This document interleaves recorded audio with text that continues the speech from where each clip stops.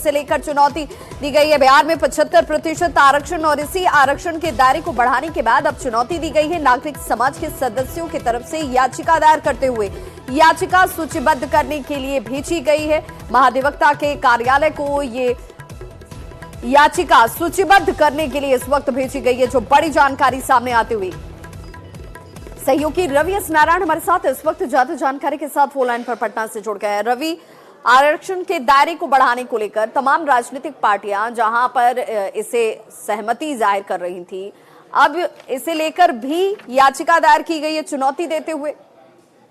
बिल्कुल, देखिए, कहें तो बिहार की सियासत की सबसे बड़ी खबर अभी के वक्त में है, क्योंकि जिस ढंग से 75% का आरक्षण बिहार में लागू हुआ और इसे लेकर के तमाम दलों ने इसे सहमति दी, विधानसभा में सर्वसम्मति से पास हुआ, राज्यपाल के पास गया और राज्यपाल ने इसे सहमति भी दे दी। उसके बाद यहाँ पे सिविल सोसाइटी के लोगों ने इस पर सवाल खड़ा किया है और याचिका हाईकोर्ट में दायर किया। उनका कहना है कि आधार क्या है, किस आधार पर इन लोगों ने याचिका दायर की है? जो सिविल सोसाइटी के लोग हैं उनका मानना है कि जो आरक्षण में जो नियम है और वो जो है वो तर्क संगत नहीं है, न्याय संगत नहीं है, उनका कहना है। और कहना कि 50% का जो आरक्षण है उससे बढ़ाकर 75% करना जो है वो कहीं से भी वाजिब नहीं है।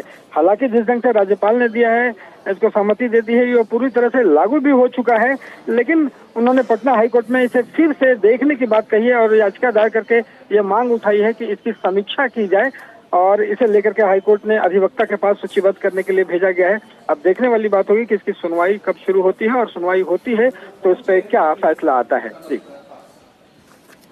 बहुत बहुत शुक्रिया रवि एस नारायण इस तमाम जानकारी के लिए। तो नागरिक समाज के सदस्यों की तरफ से ये याचिका दी गई है जिसमें चुनौती दी गई है कि 75% आरक्षण का जो दायरा तय किया गया है वो कहीं से भी उचित नहीं है।